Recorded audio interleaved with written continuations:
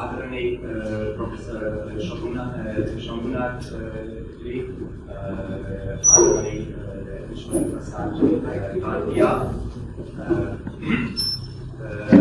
Professor Jitendra Patel और आशीष जी, यहाँ आने के लिए, निमंत्रण के लिए मैं अपना धन्यवाद ज्ञापन कर रहा हूँ। भारतीय भाषा परिषद से तो मेरा बहुत लंबा संपर्क रहा है। लगभग 20 साल से मैं यहाँ आता हूँ और यहाँ के लोगों से मिलता हूँ, और कलकत्ते के हिंदी भाषियों से तो और अधिक गहरा संबंध है। और मुझे बहुत अच्छा लगता है कि कलकत्ते में हिंदी के प्रचार प्रसार के लिए एक ऐसी संस्था चालू है।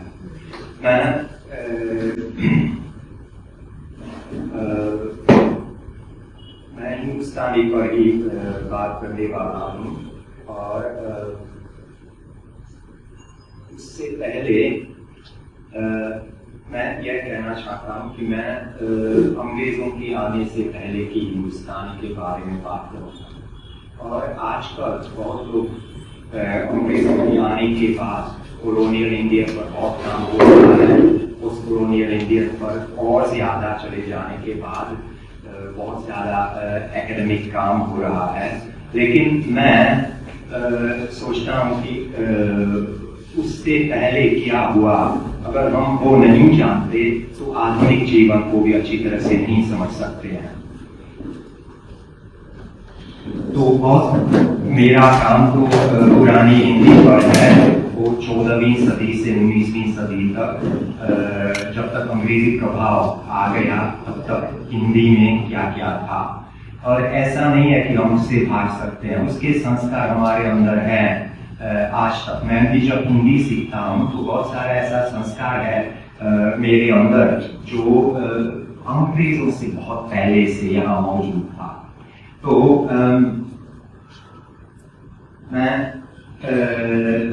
इसी वजह से मुगलकालीन हिंदुस्तानी के बारे में बात करना चाहता हूँ, क्योंकि यह हिंदुस्तानी असल में बाद में आगे चलकर यह हिंदी बन गई है जो आजकल भी हम बोलते हैं। और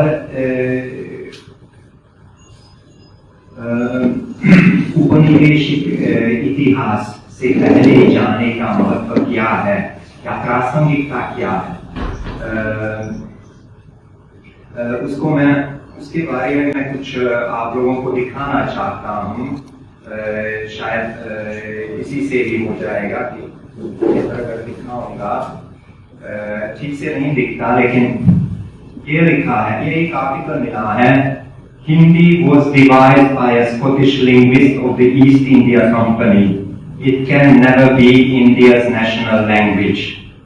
यह एक अंग्रेजों की बनाई हुई भाषा है। और यह है कि इस तरह के विचारों का अंतरीकरण, जिसको अंग्रेजी में इंटरनलाइजेशन हुआ है, आजकल हिंदी जगत में भी बहुत है। कि हमारी भाषा तो यहीं फोर्ट विलियम में बनी है, और उससे पहले तो जो थी वो हिंदी थी ही नहीं। इस तरह की बातों से तो आप लोग शायद सभी परिचित हैं। और असल में पहले 2-3 दशक में इस तरह की बातें तो और ज्यादा हो गई हैं। जब मैं पहली बार आया था तो कुछ लोगों का कहना था, ठीक है, उनका अपना विचार है, लेकिन आजकल बहुत सारे लोग यही कहते हैं। तो इसी वजह से मैं देखना चाहता था कि अंग्रेजों से पहले हिंदी का, हिंदुस्तानी का भारत में क्या प्रयोग था और रूप क्या था। और आज मैं इसी के बारे में बातें करना चाहता हूँ। प्रासंगिकता क्या है? जिस बातों को मैं अभी करूँगा उसमें 2 तरह की नवीनता होगी। एक है कि मिथकों से हम हट जाएं।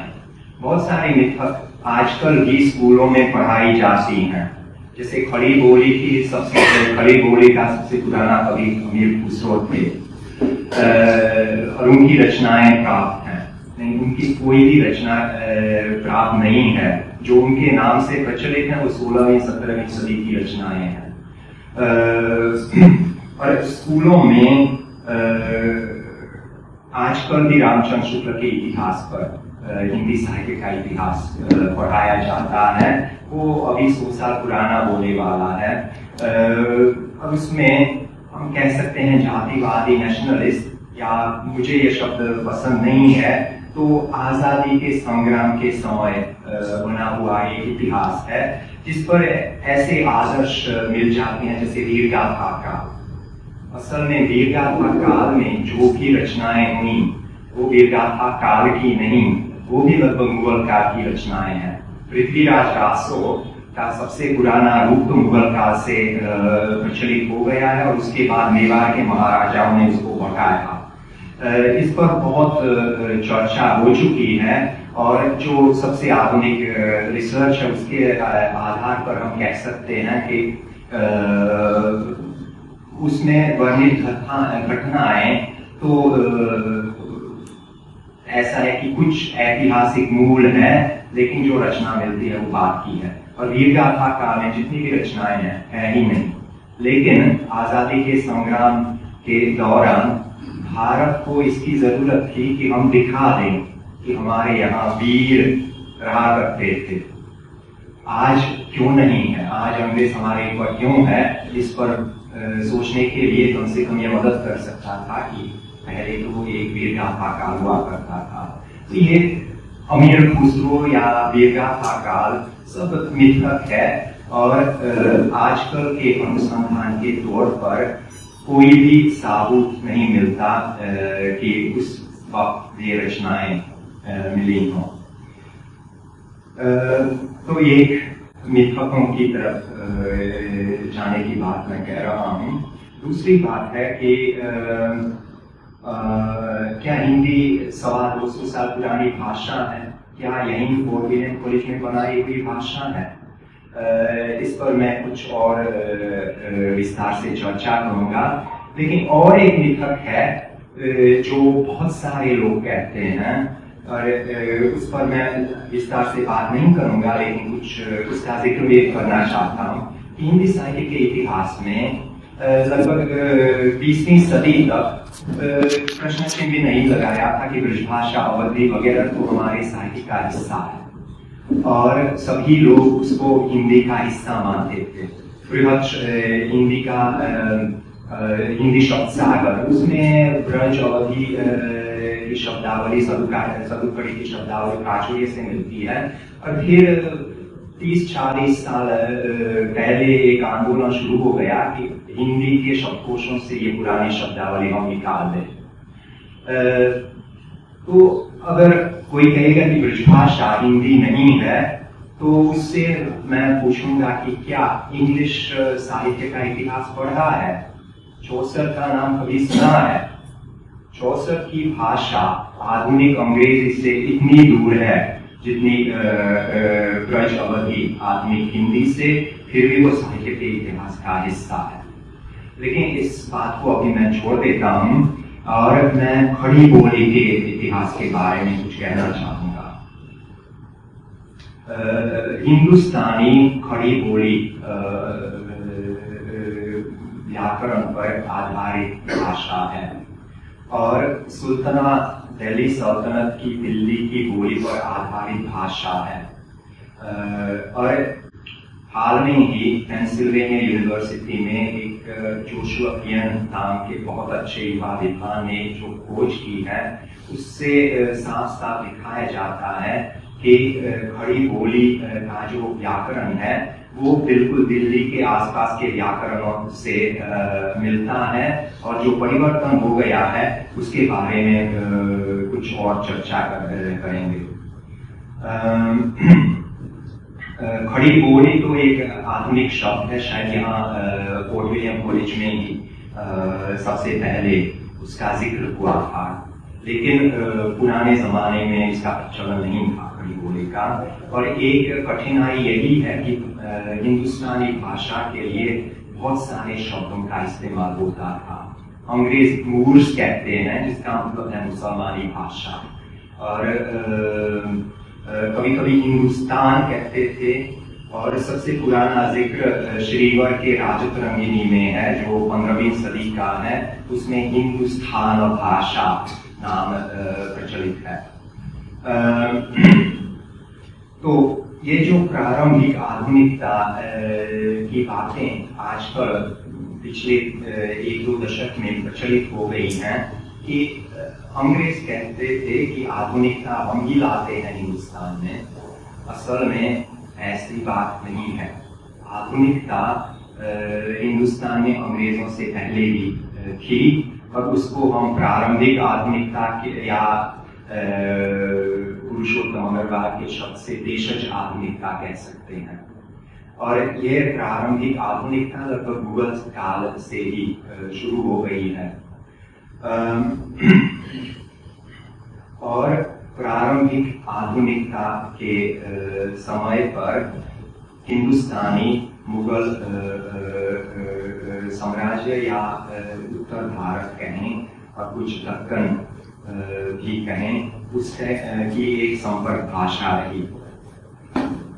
जैसे मैंने कहा था श्रीवर के राजतरंगिणी में इसका जिक्र है। वहाँ श्रीवर यह लिखता है कि हमारे कश्मीर के राजा को, श्रीवर की राजतरंगिणी संस्कृत में है कि हमारे राजा को जो मुसलमान है संस्कृत आती है, फारसी आती है, कश्मीरी में कविता रचना करती हैं और इनके अलावा हिंदुस्तानी भाषा पर भी कविता रचना करती हैं। ये सबसे पुराना जिक्र है हिंदुस्तानी का एक भाषा के रूप में, हिंदुस्तान भाषा। 18 और 19वीं शताब्दी में पहले उर्दू मानकीकृत हो गई थी 18वीं सदी में, फिर 19वीं सदी में हिंदी मानकीकृत हो गई थी। और जब ये दो भाषाएं मानकीकृत हो गई थी तब हिंदुस्तानी को हाशिए पर डाला। वो किसी के, हम कह सकते हैं किसी के एजेंडा में हिंदुस्तानी नहीं था। हिंदी वालों का आदर्श था संस्कृतनिष्ठ हिंदी, उर्दू वालों का आदर्श था फारसी शब्द वाली।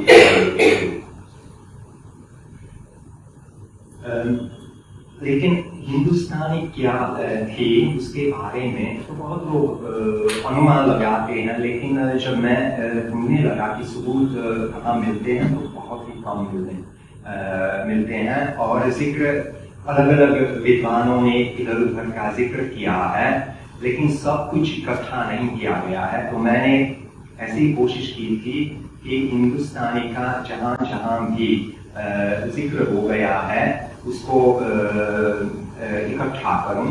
और अगर आप लोगों को कुछ और भी मालूम है तो मुझे बता दीजिए कि सब कुछ असल में इकट्ठा हो जाए। तो एक बात यह है कि हिंदुस्तानी का व्यावहारिक प्रयोग लगभग पूरे उत्तर भारत में हुआ था, पंजाब से बंगाल या दक्षिण तक दक्कनी के रूप में। और अभी कश्मीर की बात हो गई थी तो यही विस्तार था हिंदुस्तानी का, सिर्फ हिंदी क्षेत्र नहीं। और इसका साहित्यिक प्रयोग कुछ सीमित था, इसीलिए हम उसके बारे में इतना कुछ नहीं जानते। तो जो साहित्यिक प्रयोग से इतर प्रयोग हुआ था उसमें सिर्फ जिक्र मिलते हैं। जैसे बाबरनामा में इसका जिक्र मिलता है कि दौलत खान लोधी जिन्होंने बाबर को हिंदुस्तान में बुलाया था, वो लोधी सल्तनत में नंबर 2 आदमी था, उसको फारसी नहीं आती थी। आप समझ लीजिए भारत में मुसलमान शासक और नंबर 2 फारसी नहीं आती है। और बाबर ने लिखा है कि मुझे एक दुभाषिया की जरूरत थी हिंदुस्तानी से फारसी में अनुवाद करने के लिए जब मैं उससे मिला था। और बाबरनामा में फिर बहुत सारे हिंदुस्तानी शब्द हैं और बाबर ने तो हिंदुस्तानी में कुछ दुहा भी रचा था।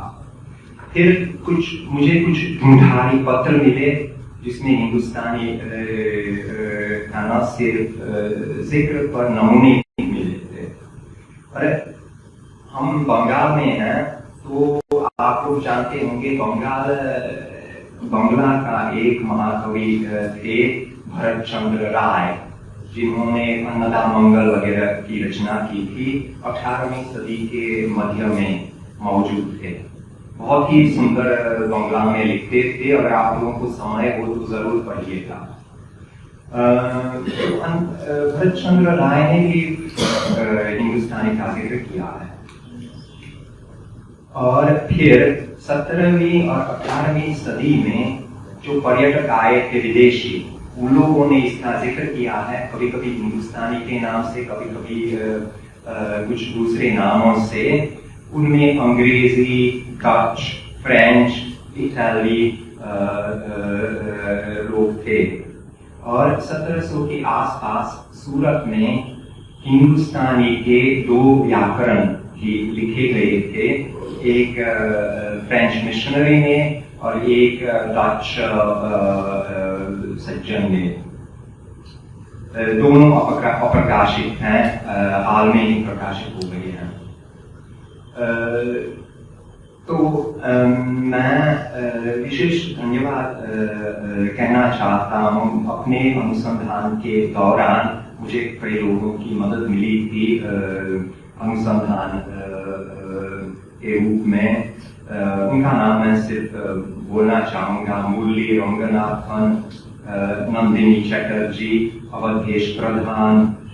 और शोध में प्रयुक्त कुछ पहले का अनुसंधान जो बहुत महत्वपूर्ण मानता हूँ, एक जोशुआ किएन, वो पेंसिल्वेनिया विश्वविद्यालय के प्रवक्ता हैं, और एक दूसरा है रामविलास शर्मा, जिनके नाम से आप लोग परिचित ही होंगे।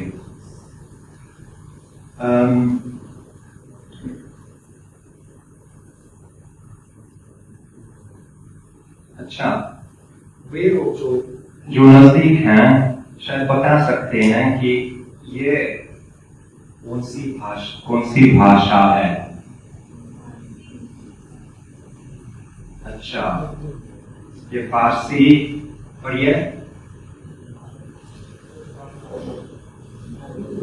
पंजाबी। अच्छा, पंजाबी नहीं, शामों की तो मुझे जैसी है, गुरुमुखी।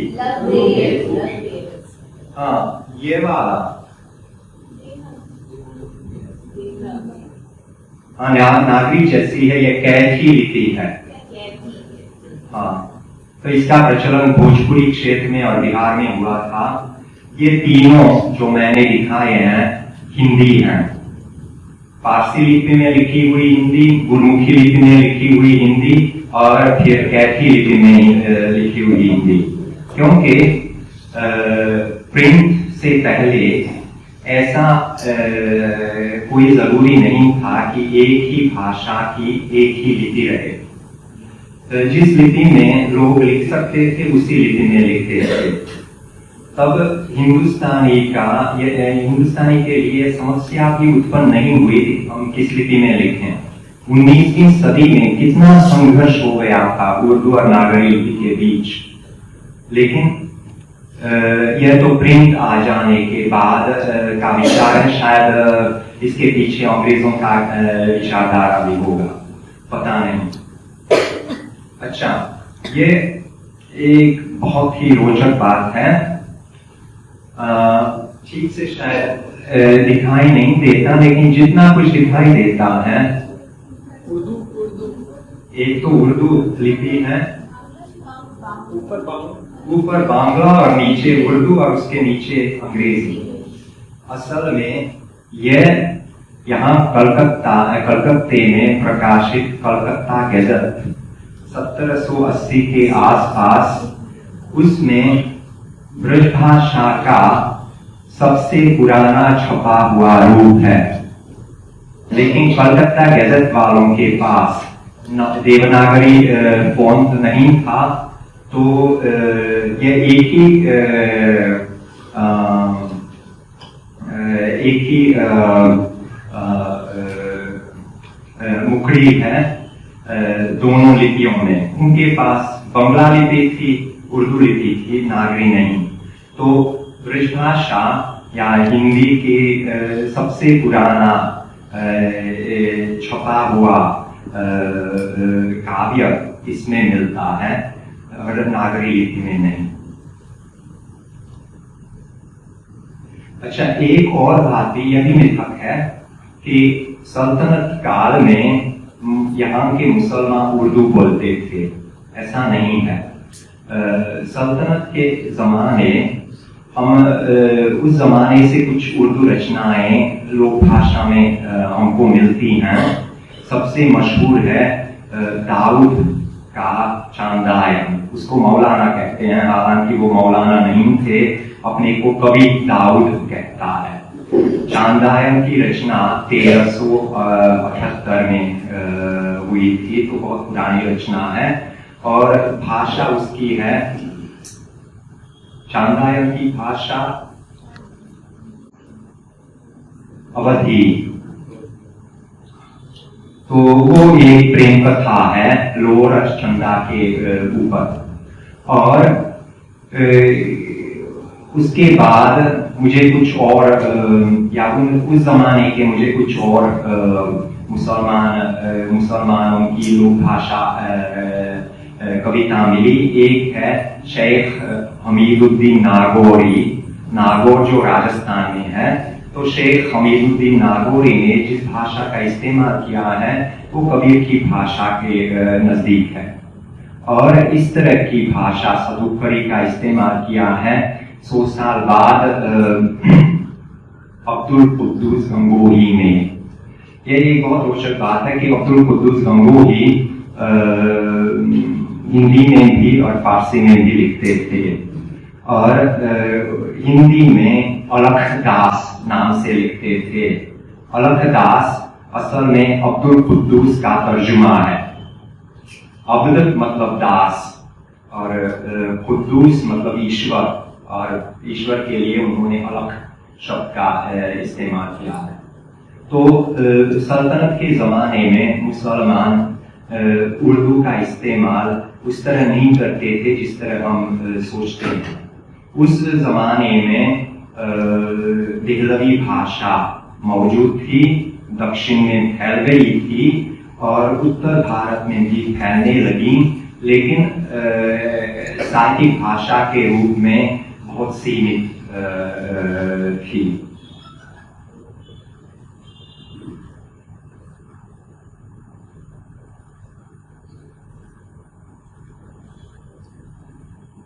शेख हमीदुद्दीन का एक दो ही पंक्तियां हैं, वो देखिए ब्रज और सदुकरी के जैसे हैं। जो विस्त है तो सबे सिकत जो संकोय, सो सो अंक पुरुष के नाम विरला जाने कोई। मतलब सब कुछ जो विस्तृत हो जाता है सिंहता और सिकुड़ता है। फिर एक भगवान के लिए सैकड़ों नाम, सो अंक पुरुष के नाम। विरला आदमी इसे समझता है, विरला जाने कोई। तो यह लगभग 14वीं सदी के मुसलमानों की लोक भाषा थी। फिर हम मुगल काल तक पहुंच जाते हैं। तो मुगल काल में लगता है कि सबसे अच्छा भाषाविद अब्दुल रहीम खान खान थे, जिसको हिंदी साहित्य में रहीम नाम से हम जानते हैं। उनके नाम से एक 4 पंक्ति वाली कविता मिलती है और उसमें 11 भाषाओं का इस्तेमाल है। मैं उससे कुछ पढ़ूंगा, समझना मुश्किल है। भारता प्राचीन गतो में संस्कृत, बहुरी न पगड़े ये ब्रज, सुन करूं रे हवे हूं। ये कौन सी भाषा होगी? सुन करूं रे हवे हूं, गुजराती। हाँ, और माझी कर्माची गोष्ठी मराठी। हाँ, अब पुनः शनसी आप लोग बताइए, क्योंकि ये मुझे मालूम नहीं है। हो सकता है या सी राजस्थान में इसका इस्तेमाल होता है। और फिर कांठ ठोलो नई थे, ये राजस्थान है। नारी तिरा सुनेरा, ये भी राजस्थानी मतलब मारवाड़ी जैसी। खर्च बहुत है, खर्च बहुत है, ये हिंदी मतलब खड़ी बोली हिंदी उर्दू, या इसको हम उस जमाने में हिंदुस्तानी कहें। और फिर हीरा टाबरारो, हीरा टाबरारो लगता है, रो से तो लगता ही है। फिर डिठी टैंडी तिरोंदी, पंजाबी, हाँ। इश्क इल्तिदा, अरबी इश्क इल्तिदा। और सबसे मुश्किल यह है ओडिगो वच्चिन्नाडु, तेलुगु, सही तेलुगु है। तो रहीम को इतनी सारी भाषाएं मालूम थी, कम से कम एक ऐसा काव्य रचा है उन्होंने जिसमें इन सभी भाषाओं का जिक्र है। इसका जो अनुवाद है, ये मेरा अनुवाद नहीं है, लेकिन फिर भी मैं पढ़ूंगा। मेरे पति पूर्व की ओर चले गए, भाता प्राचीन गतों में, और वापस नहीं आ रहे हैं, बहुरे न बगड़े। अब मैं क्या करूं, सुन करूं रे हवे हूं, यह मेरी किस्मत है, माझी कर्माची गोष्ठी। अब पुनशनसी, कृपया सुनिए, गांठ डोली नहीं थे, मेरी गांठी में एक सिक्का नहीं है। मारी तिरा सुनेरा, मेरी बात सुनिए, खर्च बहुत है। हीरा टाबरारो, और परिवार में कई लोग हैं। डिठी टैंडी तिरोंदी, उसे देखने के लिए इश्क इल्तिदा, प्यार के लिए अपने दिल बलिदान कर देती हूँ। ओडिगो वच्चिन्नाडु, यह वो है जो आ रहा है। तो फिर पति आ गया जब पैसा बिल्कुल खत्म होने वाला था। ये मजाक के लिए लिखा है, क्योंकि 11 भाषाओं में कोई गंभीर बात तो कही नहीं जा सकती। अच्छा, अब ये औपनिवेशिक आधुनिकता की आधारित प्रारंभिक आधुनिकता के बारे में कुछ बात करना चाहता हूँ कि आधुनिक भारत की भाषाओं का विवरण किसने किया है? सबसे बड़ा विवरण Grierson, linguistic survey of India. और आजकल भी जो भारतीय भाषाएं हैं उनका फैसला तो ग्रियर्सन पर ही ग्रियर्सन ने ही किया है। लेकिन ग्रियर्सन ने लिंग्विस्टिक सर्वे ऑफ इंडिया में पहले पन्ने में अबुल फजल का एक पैराग्राफ कोट करते ग्रियर्सन ने कोट किया है। तो अबुल फजल अकबर के मंत्री थे और अबुल फजल ने आईन अकबरी लिखा है। तो आईन अकबरी में उस जमाने की भाषाओं की सूची दी है।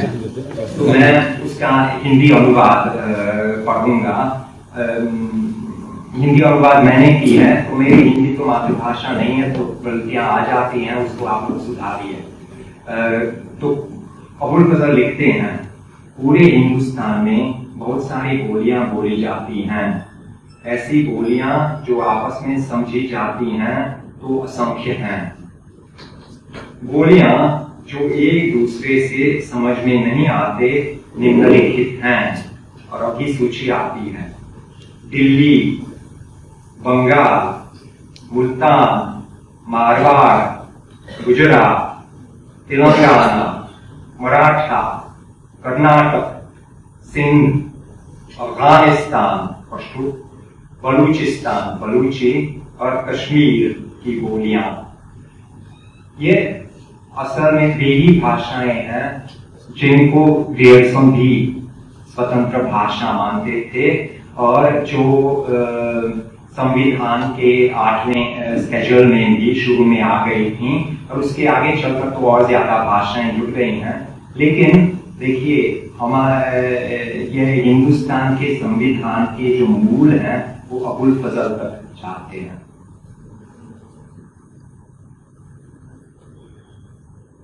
अब एक और बात है कि मैं यह भी कह सकता हूं कि हिंदी क्षेत्र का सबसे पुराना विचार यही मिलता है अबुल फजल में, क्योंकि वो कहते हैं हिंदी क्षेत्र से बाहर की भाषाओं को देखिए, कश्मीर, मुल्तान तो सिरैकी या पंजाबी समझें, फिर मारवाड़, गुजरात,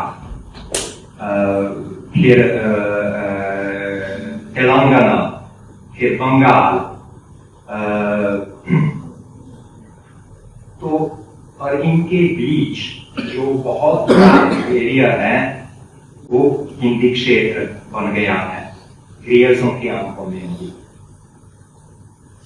लेकिन ये एक तो कॉलोनियल कॉन्सेप्ट तो है ही, लेकिन इसके मूल बहुत बहुत पुराने हैं, और हम यह भी नहीं कह सकते कि ये गैर भारतीय हैं। अबुल फजल ने जो देखा है, जिन भाषा, और ये सब साहित्य भाषाएं थीं उस वक्त, तो बंगाल में, तेलुगु में, इन भाषाओं में बहुत अच्छी साहित्य भी रची जा रही थी उस वक्त, मारवाड़ी तक।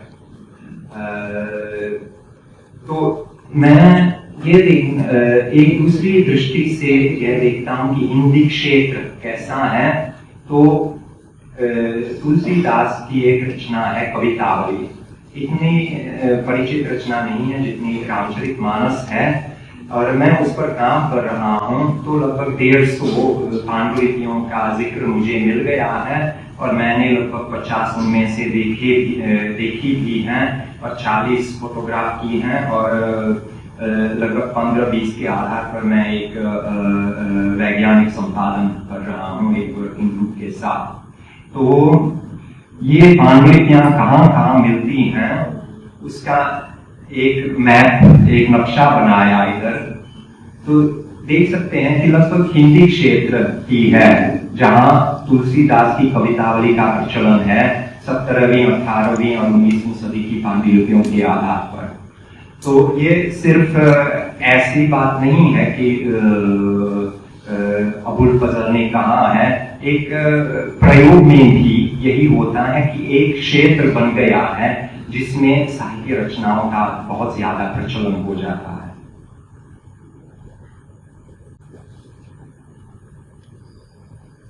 अच्छा, हिंदुस्तानी हम भूल गए हैं, यह ना तो हिंदी है ना ही उर्दू, और इसके बारे में उर्दू वाले भी भूलना चाहते हैं। हिंदी वाले, हिंदुस्तानी अकादमी वगैरह बन गया था, लेकिन हिंदुस्तानी कितना पुराना है उस पर इतनी बातें नहीं हुई। तो उर्दू के बहुत बड़े विद्वान हुए थे, शमशुर रहमान फारूकी, इलाहाबाद प्रयागराज में रहते थे, देहांत 3-4 साल पहले हुआ था उनका। तो ये उन्होंने उर्दू का इब्तिदाई ज़माना और अदब नाम से उर्दू में एक किताब लिखी, फिर उसको अंग्रेजी अनुवाद हुआ था अर्ली उर्दू लिटरेरी कल्चर के टाइटल से।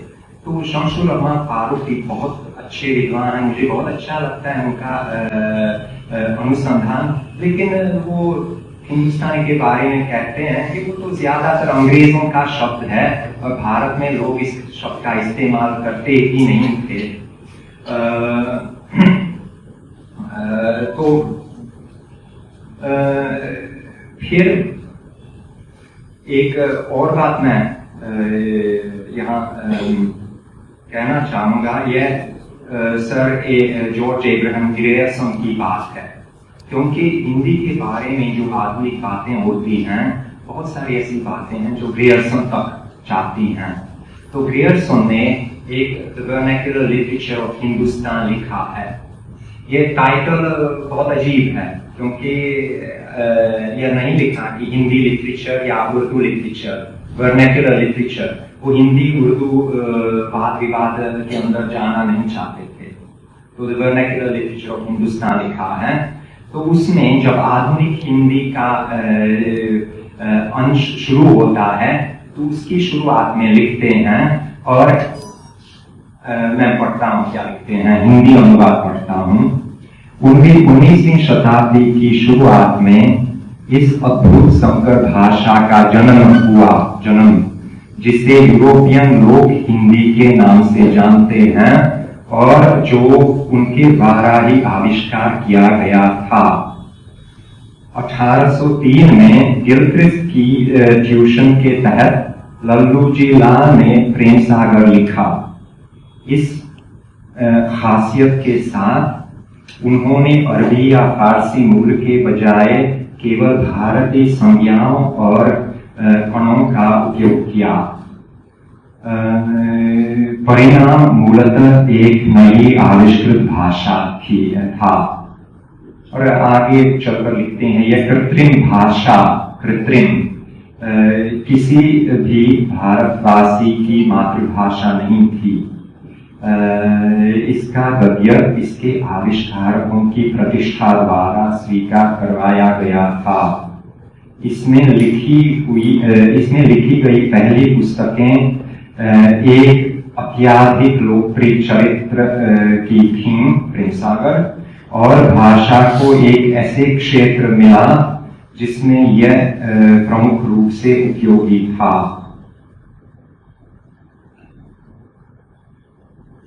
अच्छा, तो मैं उस हिंदुस्तानी के बारे में कुछ बातें करना चाहता हूँ जो फोर्ट विलियम कॉलेज से पहले हिंदुस्तान में बोली जाती थी। वो खड़ी बोली जैसी भाषा थी, और आमतौर पर समझ भी सकते हैं खड़ी बोली के आधार पर, मतलब आधुनिक हिंदी के आधार पर। लेकिन उसमें अरबी फारसी शब्दों का बाहुल्य था, उतना ज्यादा नहीं जितना उर्दू में, लेकिन उसके जरूर ज्यादा जितना आजकल हम प्रयोग में लाते हैं। और कभी कभी ब्रजभाषा के करीब था, जैसे चलून के लिए चलों, या मैन के लिए ओम शब्द का इस्तेमाल, ये सब ब्रज प्रयोग होते हैं। या कहूंगो, ये भी ब्रज जैसा प्रयोग है।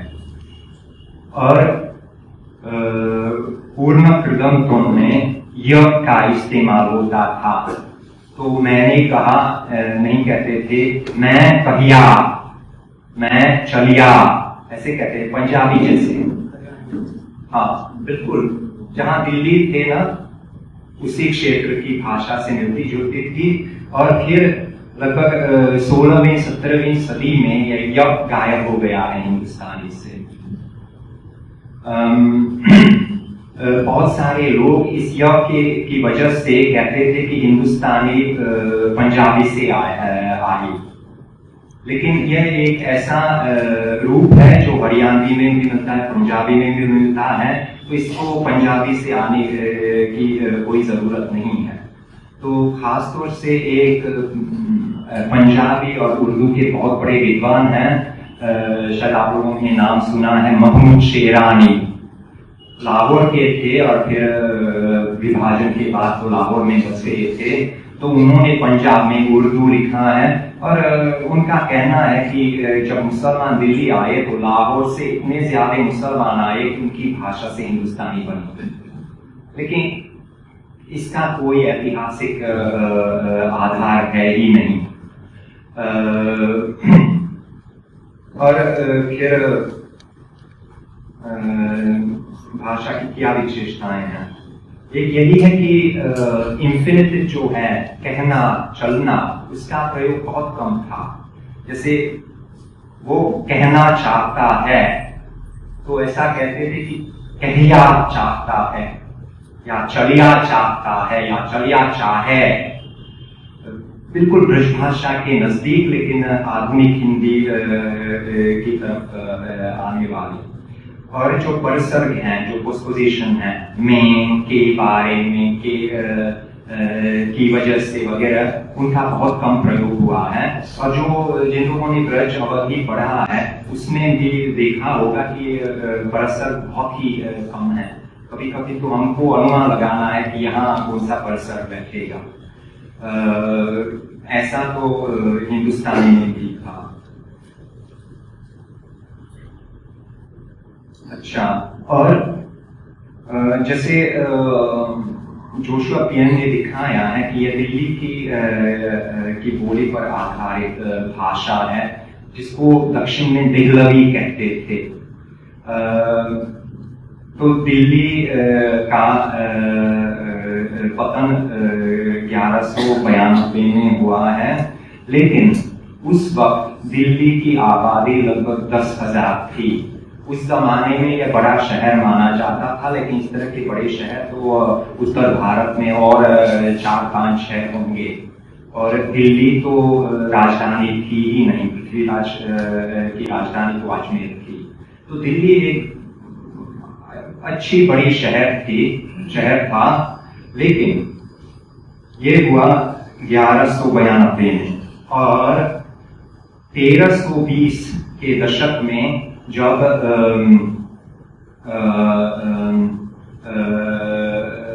इब्न बतूता आ जाते हैं मोरक्को से, तो लिखते हैं कि दुनिया के सबसे बड़े शहरों में इसकी गिनती है जिसकी आबादी है 5 लाख। तो 125 साल में 10,000 से 5 लाख कैसे हो गए? तो इसका उत्तर है मंगोल सेना ने पूरे एशिया को जीता। यहाँ तक कि तुर्की तक, इजिप्ट तक गए थे, और यूरोप में मेरे देश हंगरी तक आए थे, पोलैंड तक आए थे, और चीन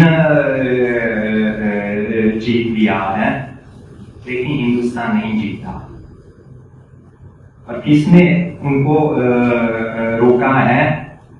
उनमें सबसे बड़ा नाम है अलाउद्दीन खिलजी का।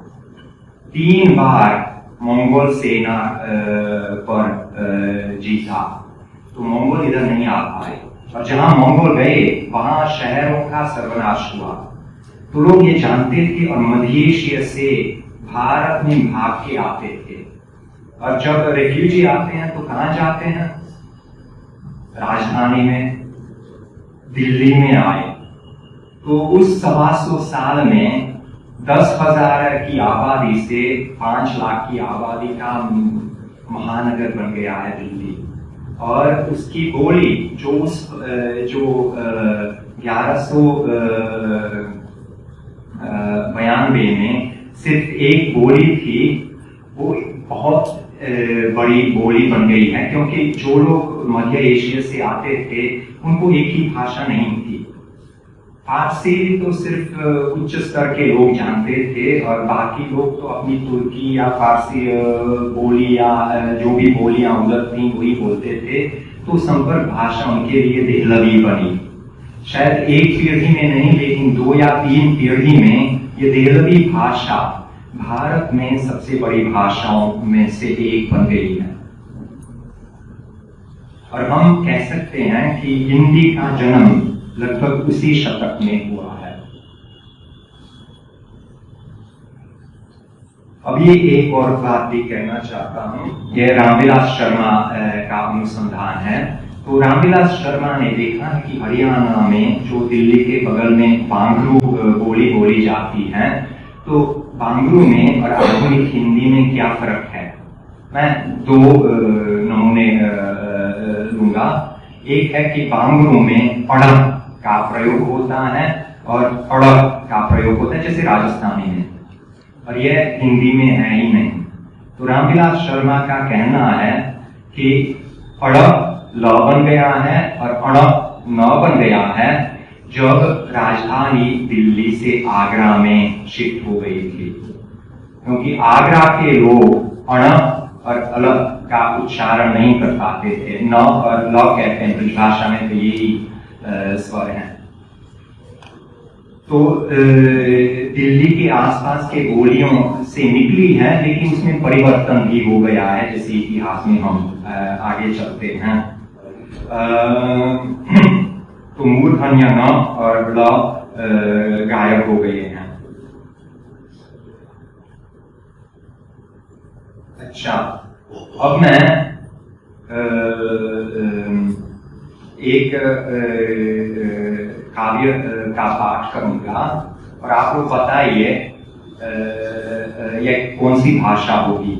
दिल की दिलासा सारी दुनी का तमाशा खुली, गम का करार दुनी देखें जीस ऊब है, बाकी मुहब्बत देखें खातरी मैं यो क्यों आवे, आलम की साहिबी तो ऐसी जैसी दूब है, आलम की साहिबी तो ऐसी जैसी दूब है, मतलब घास। ये पुराने हिंदी का छंद है, कवित छंद है। ये है हिंदुस्तानी, इसमें अरबी फारसी शब्द आ जाते हैं और इसकी लिपि भी नागरी लिपि है। मुझे ये छंद नागरी लिपि में मिल गई थी। इसकी 4 प्रतियां मिलती हैं, चारों प्रतियां नागरी लिपि में। तो हिंदुस्तानी लगभग 1600 के आसपास इस तरह थी और इस हिंदुस्तानी को हिंदुस्तानी के साहित्यिक रूप को लोग रेखता कहते थे। आजकल रेखता का बहुत प्रचलन हो गया है लगभग उर्दू के अर्थ में, लेकिन रेखता का भाषा के रूप में सबसे पुराना व्यवहार यही है कि हिंदुस्तानी का साहित्यिक रूप। और देखिए इसमें दिल की दिलासा के लिए सौ का कोई फर्क नहीं है उस वक्त। या वहां की मोहब्बत देखने पर, उसकी मोहब्बत देखने पर वाकई उसकी ब्रजभाषा। तो इसमें कुछ ब्रजभाषा की पुट है और कुछ क्या ग्रामीण कहें, सौ को न कहना, और फिर अरबी फारसी शब्दावली है। फिर आगे पढ़ूंगा अंतिम पंक्ति। उमर की खूबी पर खलक की यार हुआ, कौन कौन खूबी कहूं, खूब महबूब है। तो यही है हिंदुस्तानी। दोनों भाषाओं के बीच उर्दू में परंपरागत रूप से कवित नहीं लिखा जाता है, वो ब्रजभाषा का काव्य रूप है। हिंदुस्तानी में लिखा जा सकता था। तो इस तरह के साहित्यिक रूप मिलते हैं जिसको हम रेखता कहते हैं। और असल में मीर तक़ी मीर भी अपने काव्य को रेखता मानते थे। उन्होंने उर्दू शब्द का इस्तेमाल नहीं किया था, चाहे रेखता लिखते थे या हिंदी लिखते थे अपनी काव्य भाषा के लिए। लेकिन अब यह देखें कि बाहर के लोगों ने हिंदुस्तानी को कैसे देखा। तो एक बहुत ही मशहूर पर्यटक थे औरंगजेब के जमाने में, निकोलो मनुच्ची, इटली से आए थे।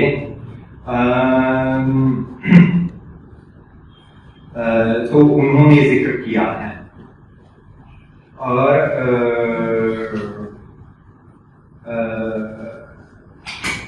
अच्छा, कुछ छूट गया वो भी बता देता हूँ। कश्मीर का जिक्र हो गया है, बाबर का जिक्र हो गया है। बाबर नामा में जो हिंदुस्तानी शब्द मिलते हैं, ये सुनिए क्या क्या शब्द मिलते हैं उधर। बनमानुस, गलहरी, खांडा, खांडा मतलब खड्ग, तलवार, कटार, कुमुदनी। और फिर बाबर ने भी रेखता में काव्य रचना की थी। एक ही दोहा जैसा हमको मिलता है, और मैं आप लोगों को सुनाता हूँ कि बाबर की भाषा कैसी थी, बाबर की हिंदुस्तानी कैसी थी। वो तो हिंदुस्तान आ गए और फिर पता नहीं 4 साल बाद उनका देहांत हो गया, तो हिंदुस्तानी सीखने का बहुत मौका नहीं मिला उनको, तो ज़्यादातर फारसी में या तुर्की में बोलते थे। फिर भी कुछ हिंदुस्तानी सीखी है, तो उनका हिंदुस्तानी दोहा है, मुझको न हुआ कुछ हवस, हवस मतलब इच्छा, हवस ए मानिक को मोटी, मुझको न हुआ कुछ हवस ए मानिक को मोटी, फख्र अहलगाह बस बुल्ग से दूर। यह तुर्की में है। अहल लोग, फख्र फकीर गरीब, गरीब लोगों के लिए बस हिंदुस्तानी बुल्ग से दूर होगा, काफी होगा, तो गरीब लोगों के लिए काफी होगा। फख्र अहलगाह बस बुल्ग से दूर, पानी और रोटी। और देखिए पूरा, मुझका न हुआ कुछ हवस माने को मोती, फख्र अहलगाह बस बुल्ग से दूर, पानी और रोटी। तो बाबुल को त और ट का फर्क मालूम नहीं था, तो इसीलिए तुक मिलाया था मोती का रोटी से। यह ब्रज में, हिंदी में, उर्दू में नहीं हो सकता। लेकिन वे बाबर तो बाबर ही थे, तो उनको सब कुछ अलाउ है। तो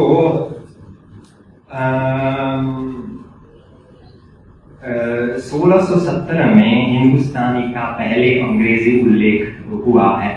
उससे पहले जो जेसुइट आए थे अकबर के दरबार में, वो फारसी सीखते थे, क्योंकि वो अकबर के दरबार का धर्म परिवर्तन कराना चाहते थे, तो उसके लिए फारसी जरूरी मानते थे। लेकिन बहुत जल्दी हिंदुस्तानी पर भी लोग ध्यान देने लगे। और तो निकोला मानुची औरंगजेब के शिविर में थे, और वहां शिवाजी से मुलाकात हुई थी, और वो मान सिंह के साथ वहां थे।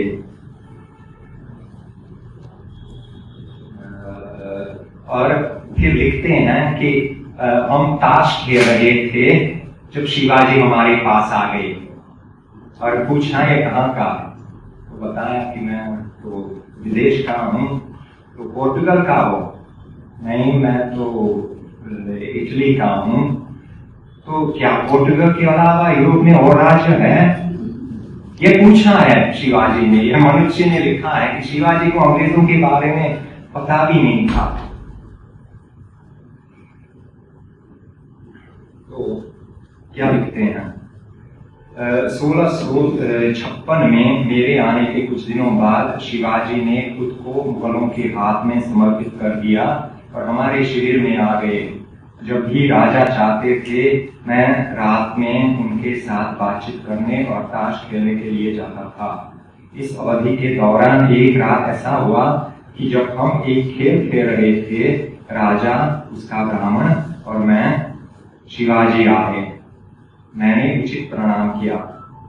यह पहला अवसर था, और इसके बाद मुझे कई बार शिवाजी के साथ बातचीत करने का अवसर मिला, क्योंकि शिविर में किसी और की तरह मैं भी फारसी और हिंदुस्तान जानता था, तो बातचीत के लिए इन दोनों भाषाओं की जरूरत थी। और मनुष्य ने एक जैकब नाम के आदमी का भी जिक्र किया है, और उसके साथ यह कहता है कि बहुत अजीब बात है कि वो आगरा में बस गया और उसको हिंदुस्तानी आता ही नहीं, तो क्या होगा उसको, बस इतना ही लिखा। तो उसको आश्चर्य लगा कि यहाँ भारत में आके अगर किसी को हिंदुस्तानी आती नहीं तो क्या करेगा। तो आजकल तो सभी लोग अंग्रेजी बोलते हैं। 400 साल पहले अगर मेरे जैसे लोग यहाँ आते थे तो हिंदुस्तानी ही सीखना पड़ता था। तो अंग्रेजी पर्यटकों में एक जॉन फ्रायर नाम का आदमी था। वो ईस्ट इंडिया कंपनी में डॉक्टर थे। तो जॉन फ्रायर ने लिखा है, यह 1673 की बात है। दरबार में भाषा फारसी है। लेकिन जो आम तौर पर बोली जाती है वो हिंदुस्तान है। तो हिंदुस्तानी नहीं, हमेशा हिंदुस्तान कहते हैं। जिसकी कोई लिपि नहीं है, लिखित भाषा को बनियान कहा जाता है। ये बनियान क्या है? ब्राह्मण से आता है या बनियान से आता है? हो सकता है कैथी, बनियान। हाँ, जो फारसी और भाषा फारसी और स्क्लेवोनियन वो भारतीय लोक भाषाओं के लिए कह रहा है। तो फारसी और स्क्लेवोनियन का मिश्रण है, जैसा कि भारत की सभी बोलियां हैं, कि सभी बोलियों में फारसी का मिश्रण है उसी जमाने में। अच्छा, फिर 1700 के आसपास एक French missionary John Maury de Tours ने लिखा है इस भाषा के बारे में। इस भारतीय या मुगलियन भाषा का उपयोग सबसे आसान और अपरिहार्य है। यह एक ऐसी विधि है जो मिशनरियों को उनके मिशनों के उपक्रमों में रास्ता दिखा सकती है, व्यापारियों को उनके व्यवसाय में मदद कर सकती है और अलग अलग क्षेत्रों से गुजरने वाले राहगीरों की सहायता कर सकती है। ब्राह्मणी यानी संस्कृत और स्थानीय भाषा यानी लोक भाषाओं व बोलियों को छोड़ें और भारतीय या मुगलिया का प्रयोग कर और इसके नियम कानूनों को अध्ययन करके बातचीत में इस्तेमाल करना बहुत व्यावहारिक होगा। तो 1700 में भारत में यही स्थिति थी। अच्छा, प्राणनाथ एक संत थे जो अपने को विष्णु का कल्कि अवतार बताया था और मुसलमानों के लिए अपने को मेहदी बताया था। मतलब जो आने वाले हैं, हिंदू धर्म में तो कल्कि आने वाले हैं, मुसलमान धर्म में मेहदी, तो वे अपने को दोनों बताया है। और उनका की जीवनी काव्य में लिखा हुआ है और टाइटल है बीतक। अभी भी संप्रदाय मिलता है उनके नाम से, प्रणामी संप्रदाय। तो बीतक में यह लिखा है, यह हिंदुस्तानी भाषा में लिखा हुआ काव्य जीवनी है और शुरू में उसके बारे में चर्चा हो रही है कि यह किस भाषा में लिखी जाए। सबको प्यारी है अपनी जो है कुल की भाख, सबको प्यारी है अपनी जो है कुल की भाख। मतलब सबको अपनी कुल भाषा तो प्यारी है ही। और कहूं भाखा में किनकी, यहाँ में तो भाखा है लाख, तो यहाँ तो लाख भाषाएं हैं, मैं किनकी भाषा में कहूं? सबको तो अपनी अपनी कुल की भाषा प्रिय है। बिना हिसाबे बोलियां मिले सकल जहां, मिले मतलब में, सकल जहां में। बिना हिसाबे बोलियां मिले सकल जहां। फिर सबको सुगम जान के कहूंगो। तो सुनिए और फिर तुक मिलाइए। बिना हिसाबे बोलियां मिले सकल जहां, सबको सुगम जान के कहूंगो। जोर से कहिए। हाँ, यही है कि मैं हिंदुस्तानी में लिखूंगा सबको सुगम जान के, क्योंकि वो सब लोगों के लिए सुगम है। तो सिर्फ विदेशी नहीं लिखते, भारतीय लोग भी लिखते हैं, लेकिन बहुत कम लिखते हैं, क्योंकि लिखित रूप में हमें ब्रजभाषा मिलती है, फारसी मिलती है, अवधी मिलती है, और ये जो संपर्क भाषा थी इसको इतना सम्मान नहीं मिलता था उस वक्त। तो विदेशी जानते थे कि रोजगार के लिए तो इसकी जरूरत है। अच्छा, अभी एक बहुत रोचक बात आप लोगों को बताऊंगा, वो राजस्थान से संपर्क रखता है। 1666 मई में मुगल शिविर में हिंदुस्तानी का प्रयोग। मनुष्य ने तो कहा था जब शिवाजी औरंगजेब के शिविर में आए तो क्या हुआ था।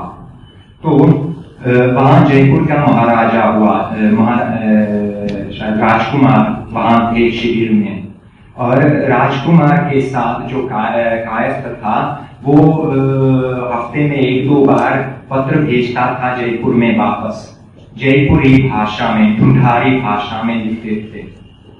लेकिन तो अगर आगरा से 15 मई 1666 का एक पत्र है, और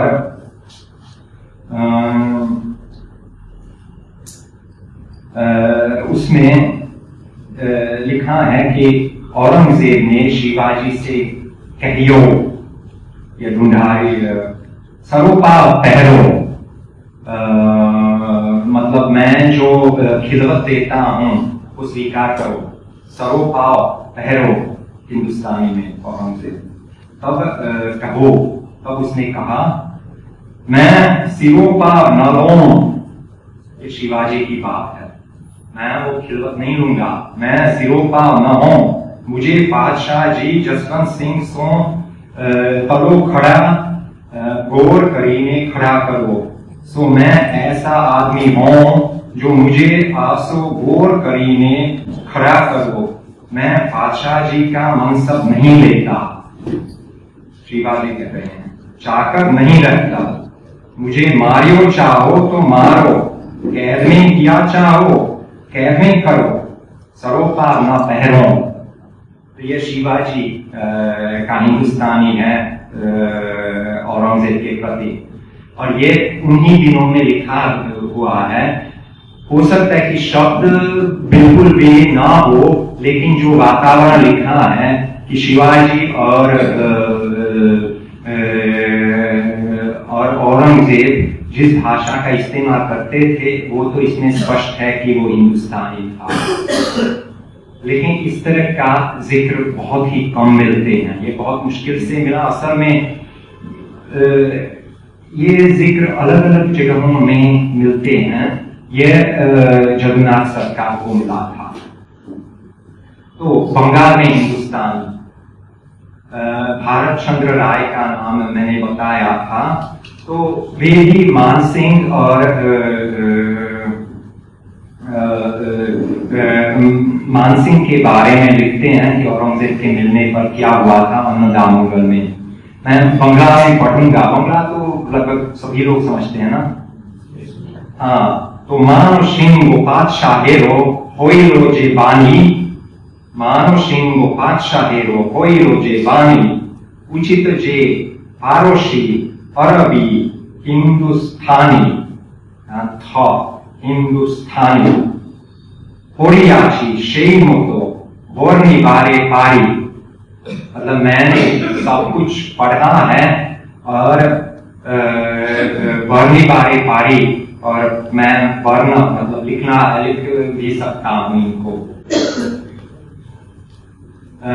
किंतु शे शकल लोक बुझीबार भारी, लेकिन ये सब अरबी फारसी हिंदुस्तानी तो सब लोगों के लिए बुझीबारी भारी। ना रोबे प्रसाद गुण ना होबे रसाल, प्रसाद गुण सहजता उसमें नहीं रहेगी, स्वाद उसमें नहीं रहेगा। और तो ये कोई भाखा बोरोनी मिशाल, तो मैं कुछ मिश्रित भाषा में इसका वर्णन करूंगा। लेकिन ये हमको साबित करता है कि हिंदुस्तानी को बंगाल के शिक्षित लोग भी जानते थे, कम से कम 18वीं सदी में।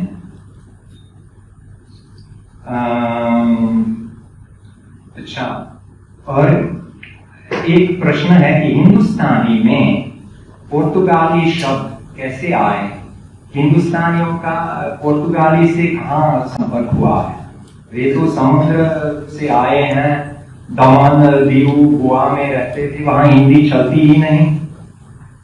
अकबर के दरबार में जो जेजुइट आते थे वो फारसी सीखते थे, तो पुर्तगाली शब्द हिंदी में कैसे आए? बहुत सारे शब्द हैं, कमरा, चाबी, अलमारी, बोतल, बाल्टी, तौलिया, पाव, गिरजा वगैरह, ये कहां से आए?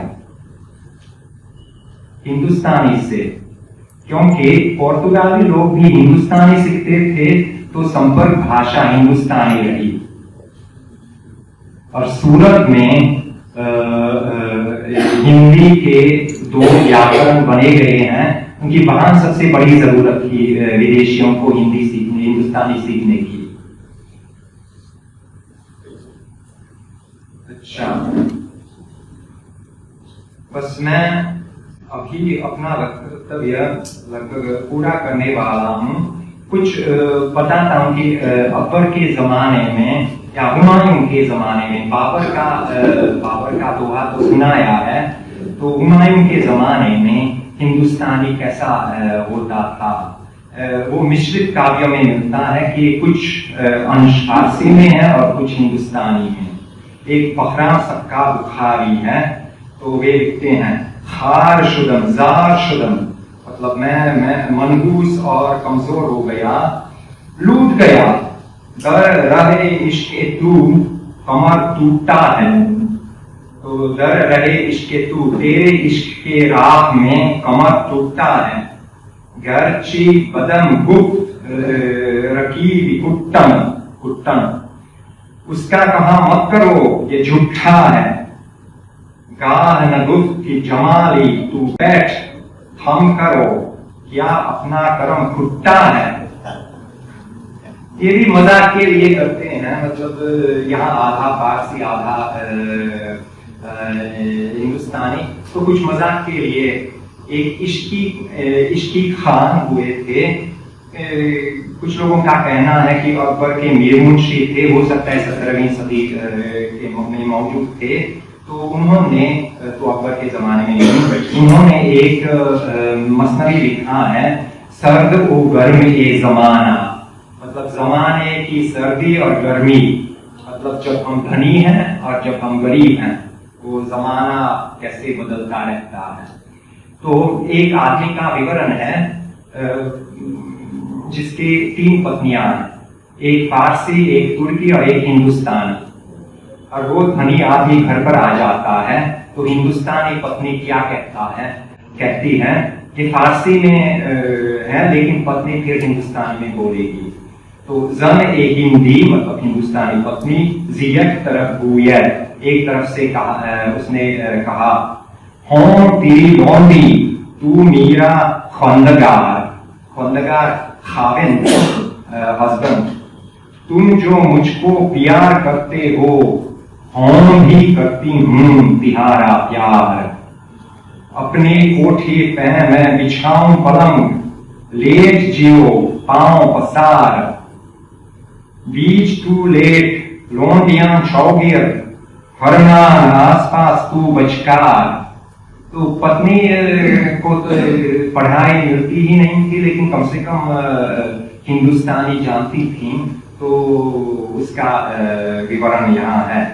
और जब जब पति धनी नहीं है, मतलब गरीब हो गया है, तो हिंदुस्तानी पत्नी क्या कहती है वो भी मैं पढ़ता हूँ। जने हिंदी, तो हिंदी पत्नी, जियत तरफ गुयत, एक तरफ से कहा तेरी माँ गोरी, तेरा बाप चमार, झूठ तुझ थे बहुत सुना मत बोल, सच तिरा हो कहो, तेरा सच मैं तेरा कहती हूँ, मेरा मत मार, मुझको मत मार। तुझ थे मुझको न रोटियो पानी, तुझ थे मुझको नहीं सवारो सिंगार, अब न रहूं तिरे खुदा की सौं, निकलूंगी तिहारे घर दिन बहार। देखिए, इनकी भाषा में फारसी इतनी नहीं आती है। खुदा की सौं और कुछ चौगिर बहुत ही कम ऐसा है। तो फिर ये अरबी फारसी का वातावरण है। अब देखें, इनके बीच में जैसे संत दादू दयाल, हिंदू या मुसलमान, दोनों के बीच का संप्रदाय जो चलाया, तो दादू ने भी इस तरह का काव्य, आशिक मुस्ताक तेरे तरसी मरते हैं। और अंतिम पंक्ति पढ़ता हूँ, दादू दीवान तेरा जर घरी घर के हैं, मतलब दादू तेरा ही है, तुमने जर से पैसे से खरीद लिया है, वो तो घर के हैं। इनमें यह दिखा दिखाना चाहता था कि हिंदुस्तानी का बहुत प्रचलन था। एक तो व्यवहारिक भाषा के रूप में हर जगह फैली गई थी, हिंदी क्षेत्र से बाहर भी, और साहित्यिक भाषा रेखता के रूप में भी मिलती है, लेकिन वो बहुत सीमित है। आमतौर पर जो जिनके नाम से रेखता मिलती है वे चाहे फारसी के कवि हो या सदुकरी या ब्रजभाषा के कवि। लिपि तो कुछ भी हो सकती थी, उसकी समस्या थी ही नहीं। तो यह अंग्रेजों से पहले का हुआ था, और बिल्कुल समय कम है, लेकिन यह भी कहना चाहता हूँ, यह रामविलास शर्मा का अनुसंधान है। गद्य, खड़ी बोली हिंदुस्तानी में गद्य, कहते हैं कि अंग्रेजों ने गद्य बनाया। देखिए 1733 एक गर्भ गीता नाम की रचना है। ओम अर्जुन श्री कृष्ण भगवान पास पूछता है, श्री कृष्ण उत्तर देते हैं। श्री कृष्ण जी की आज्ञा है कि जो कोई इस गर्भ गीता को मन लाए कर पाठ सुने, इसके निकट जम किंकर आवे नहीं। तो ये 1733 की भाषा है, आधुनिक हिंदी की जैसी, और यह ब्राह्मण ने लिखा है, अरबी फारसी हटा दिया। लल्लूलाल अभी 50 साल आप इंतजार कीजिए जब वो पैदा हो जाएगा। यहाँ 1766, और जो इस कथा को सुनते और पढ़ते हैं वे सब पापों से छूटकर विष्णु लोक को चले जाते हैं। श्री कृष्ण भगवान बोले हैं, युधिष्ठिर, जो पवित्र प्राणी संसार सागर की गुफा में सुख से विचरने की इच्छा करते हैं, वे अनंत देव का पूजन करके अपने दाहिने हाथ में अनंत का उत्तम डोरा बांधते हैं। और यहाँ तक कि मिशनरी लोग भी इसका इस्तेमाल करने लगे। 1751 की बात है, बेतिया बिहार में एक जवाब सवाल एक क्रिश्चियन और एक हिंदू के बीच इटालियन लोगों ने लिखवाया है। तो उसमें हिंदी ऐसी है, परमेश्वर ने आदमियों को पैदा करी कि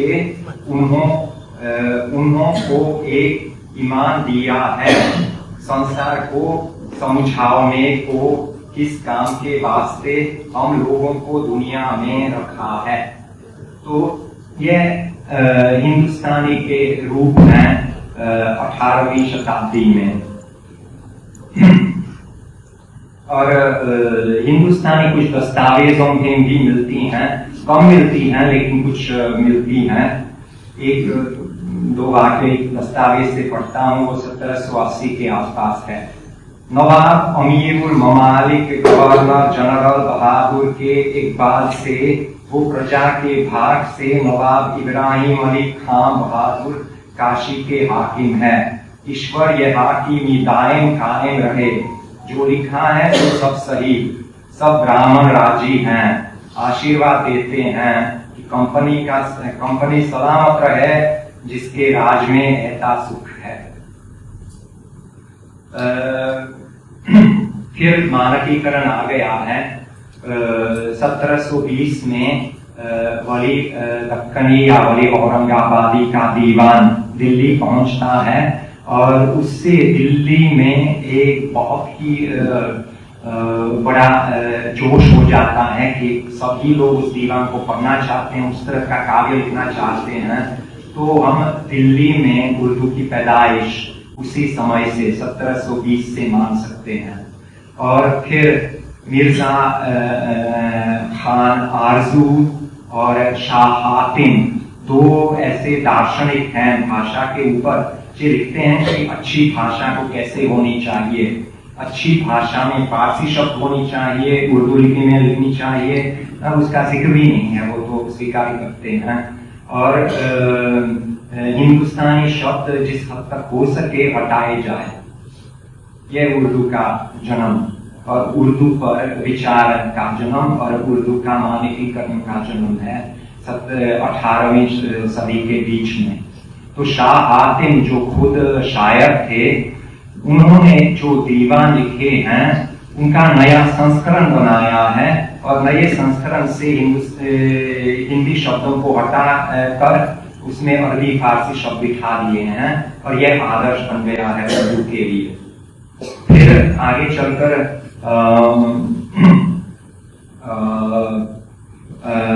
इंशाअल्लाह खान ने उर्दू का व्याकरण लिखा है दरियाए लताफत नाम से।